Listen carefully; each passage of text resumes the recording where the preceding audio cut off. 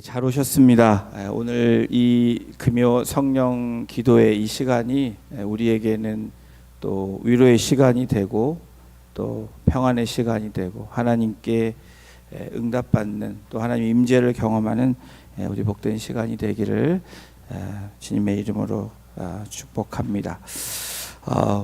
여러분 이 금요 성령 기도에 오신 여러분들이 다 다른 이유들이 있을 거라고 생각합니다. 그러나 저는 오늘 이 금요 성령 기도회가 하나님의 은혜를 조금 더 기억하고 또 누리며 가는 시간이 되기를 저는 개인적으로 소망해 봅니다. 여러분, 한 여인이 있었는데요. 이 여인이 한 남자를 만났습니다. 결혼도 했습니다. 결혼 전에 이 남편이 능력도 넘치고 어디 하나 빠질 데 없는 아주 흔들림 없이 완벽한 사람처럼 보였습니다. 이런 남자가 내 남편이 되면 참 행복할 것 같다라는 확신이 들어서 결혼을 한 겁니다. 그런데 그 여인과의 생각과는 다르게 결혼을 하고 보니까 남편이 완벽주의자였습니다. 자신이 정한 이 가정에서의 규칙에 조금이라도 좀 어긋나면 견디지 못해 하는, 그래서 조금만 부인이 실수를 해도 용납이 되지 않는 그러한 남자라는 것을 경험하게 됩니다. 시간이 지날수록 아내에게, 부인에게 심지어 벌을 주기도 하고 더 심한 폭언과 구타를 하게 됩니다. 이러한 일들로 이 부인이 점차적으로 이 심리적으로도 정신적으로도 아파지기 시작했고, 자신감도 없어지고 열등감도 심해지더니 결국에는 우울증에 시달리기 시작하게 됩니다. 이와 같은 남편의 가혹한 벌과 요구에 너무나 힘이 들어가다 이러다가는 죽겠구나라는 생각을 들기 시작했습니다. 그런데 어느 날 남편이 죽었습니다. 할렐루야 해야 되는 거예요, 여러분? 남편이 죽었어요. 처음에는 충격적이었지만 시간이 지날수록 조금씩 좋은 것 같았지만 너무 충격이 돼서 회복되는 시간이 좀 걸렸습니다. 그러는 가운데 새로운 사람을 만나게 되고 사랑을 하게 됩니다. 이 남자는 전 남편에 비해서 이해심이 너무 많은 사람입니다. 실수를 해도 잘못을 해도 벌을 주고 혼을 내는 것이 아니라 격려해 주는 그런 남자입니다. 무엇보다도 다른 거 다 제쳐놓고라도 자기를 너무 사랑하는, 이 여인을 너무 사랑하는 사람입니다. 그래서 이 여인이 결혼을 합니다. 결혼 후에도 이 남편은 변함없이 아내를 사랑을 합니다. 실수해도 부족한 모습이 드러나도 믿어주고 또 격려해주고 사랑하는 그러한 남편으로 인해서 이 여인이 힘이 되었습니다. 과거의 삶과는 다르게 행복한 가정을 만들기 위해서 남편을 마음 중심으로 존경하고 사랑하게 됩니다. 이 여인이 점차적으로 과거에 눌렸던 삶에서 기쁨과 행복을 찾았고 원래의 모습을 되찾으면서 사랑스러운, 매력이 넘치는 여성스러운 그 여자로 회복이 되었습니다. 사랑하는 성도 여러분, 제가 예를 들어드린 두 명의 남자가 있다면 우리 여성들 어떤 남자와 남편과 살고 싶으십니까? 당연히 여러분의 대답은 두 번째라고 저는 확신을 합니다. 이 비유를 든 이유는 오늘 제가 은혜라는 얘기를 했습니다. 찬양도 우리 은혜 찬양을 했죠. 여인은 바로 우리 그리스도인들을 말합니다. 그리고 첫 번째 남편의 이름은 율법입니다. 그리고 두 번째 남편의 이름은 은혜입니다. 여러분 좀 감이 잡히세요? 율법은 우리에게 하라, 하지 마라 라는 명령과 의무관으로 살게 합니다. 그러나 은혜는 어떻게 합니까? 사랑과 감동과 감사로 살게 한다라는 거예요. 예수님을 통해서 하나님 우리에게 주시는 은혜, 그것이 오늘 이 자리에 있는 저와 여러분들이 누려야 될 은혜이고 또 그 은혜에 감사해야 되는 우리의 반응이기도 합니다. 존 파이퍼 목사님은 은혜, 구원을 딛고 삶 속으로 라는 책에서 좀 더 이 노골적으로 이야기를 합니다. 죄악은 우리의 마음이 하나님으로 만족하지 못할 때 행하는 것이다. 다시 읽어드리겠습니다. 죄악은 우리의 마음이 하나님으로 만족하지 못할 때 나타나는 행하는 것이 죄악이다 라고 존 파이퍼 목사님이 말씀을 합니다. 여러분 무슨 뜻입니까? 우리 마음이 하나님으로부터 만족할 만한 은혜를 받고 그 은혜 가운데 살아가게 되면 우리는 그때야 비로소 인간적인 이 한계를 넘었을 뿐 아니라 하나님이 기뻐하시는 거룩한 삶을 살 수 있다라는 겁니다. 여러분 우리 현재 삶이 어떤 삶을 경험하고 있을지라도 하나님의 그 은혜가 우리를 압도하고 그 은혜를 우리가 누리고 살게 되면 어떻게 해요? 인간의 한계를 넘어선다는 거예요. 우리의 문제가 되지 않는다라는 겁니다.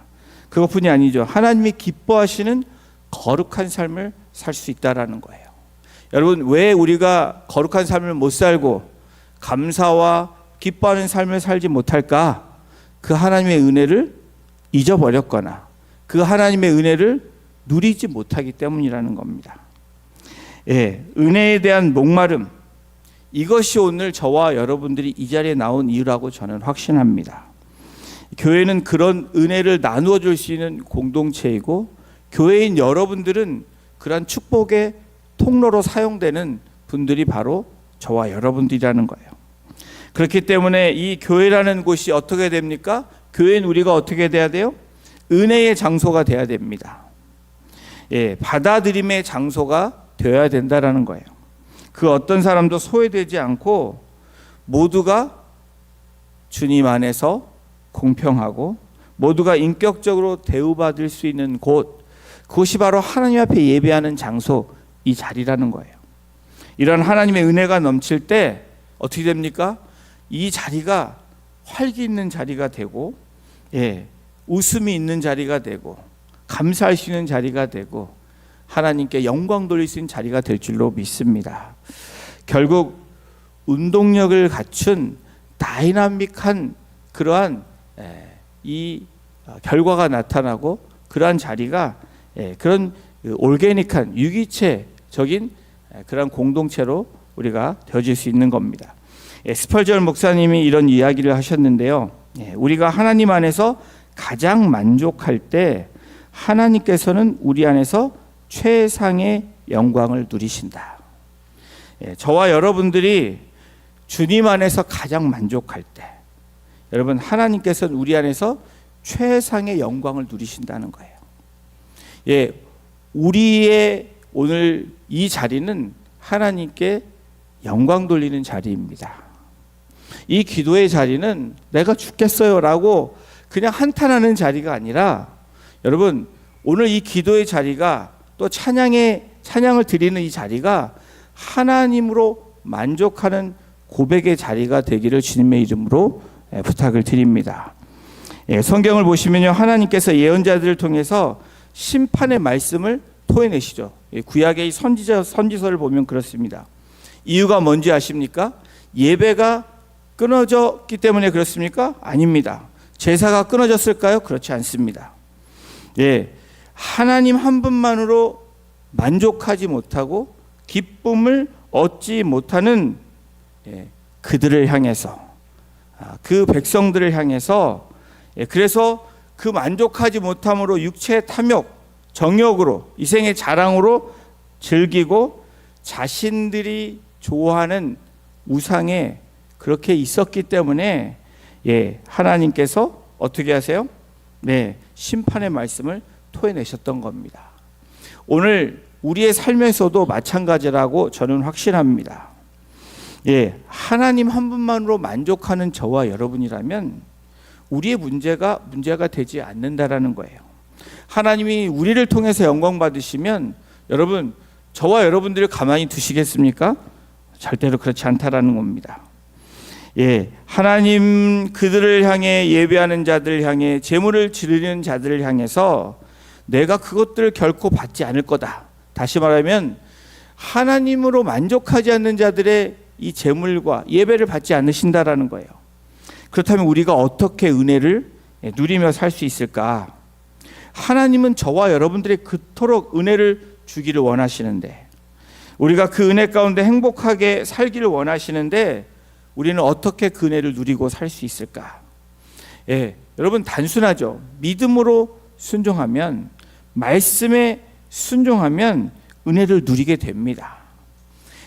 바로 여러분들의 믿음의 여정이 시작될 때, 또 주의 부르심에 믿음으로 순종할 때 우리는 그 은혜를 누리게 된다라는 거예요. 내 삶의 방식을 과감히 벗어버리는 이 저녁이 되기를 주님의 이름으로 축원합니다. 내가 추구하는 그 삶이 아니라 주님이 기뻐하시는 삶으로 전환하는 이 자리가 하나님을 기쁘시게 하는 자리라는 거예요. 하나님 한 분만을 신뢰하고 의지하는 우리 성도님들 되시기를 주님의 이름으로 축복합니다. 그 주님의 인도하심을 쫓아갈 때 또 우리의 삶은 비로소 은혜의 여정을 시작하게 되는 겁니다. 오늘 은혜를 잊어버리셨다면, 첫사랑을 회복하기를 원하신다면 여러분, 그분만을 신뢰하고 의뢰하는, 그래서 오늘 찬양 드릴 때도 가사 하나하나를 생각하시면서 그냥 곡이 들리니까 찬양하는 것이 아니라 그것이 저와 여러분들의 기도이고 하나님께 드리는 영광이며 하나님께 올려드리는 찬송이 될 줄로 믿습니다. 사랑하는 성도 여러분, 오늘 말씀해 보니까 오늘 말씀에 히브리서 4장 16절이 오늘 본문 말씀입니다. 우리 함께 같이 읽어보겠습니다. 시작. 그러므로 우리는 긍휼하심을 받고 때를 따라 돕는 은혜를 얻기 위하여 은혜의 보좌 앞에 담대히 나아갈 것이니라. 은혜의 보좌 앞에 담대히 나아가라. 그렇게 되면 어떻게 됩니까? 우리가 그분의 긍휼하심을 받는데요. 때를 따라 돕는 은혜를 얻게 된다라고 성경은 우리에게 약속하고 있습니다. 잠언 3장 4절 5절에 이렇게 성경이 기록되어 있습니다. 우리 함께 잠언 3장 4절 5절도 함께 같이 합독합니다. 시작. 너는 마음을 다하여 여호와를 의뢰하고 내 명철을 의지하지 말라. 너는 범사의 그를 인정하라. 그리하면 내 길을 지도하시리라. 아멘. 우리 하나님은 모든 것이 준비된 분이십니다. 우리 하늘의 아버지는 모든 것이 준비되어 주실 준비가 되어 있는 분이시라는 거예요. 오늘 그 지성소 안으로, 그 하나님의 은혜 안으로 우리가 들어오면 우리가 누리게 될 그 놀라운 축복이 바로 우리에게 있다라는 사실입니다.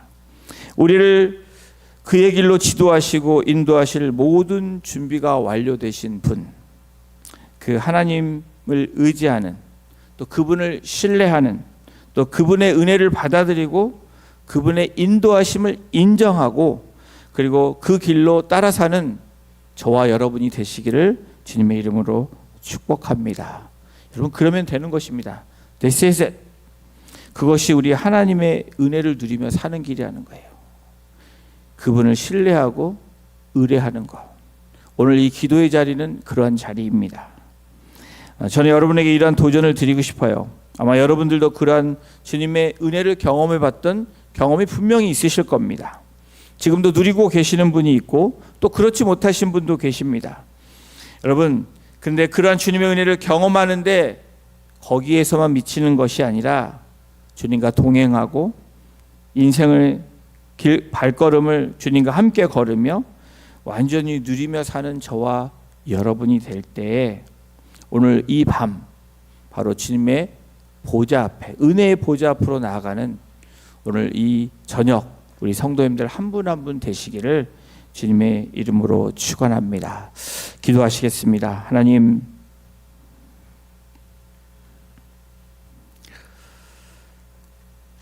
우리는 긍휼하심을 받고 때를 따라 돕는 은혜를 얻기 위하여 오늘도 은혜의 보좌 앞에 담대히 나아가는 자들로 우리를 부르신 걸로 믿고 오늘도 그 보좌 앞에 우리가 한 걸음 한 걸음 나아가 주님과 함께 그 은혜를 누리며 하나님께 영광 돌릴 수 있는 그러한 오늘 이 시간이 되기를 원합니다.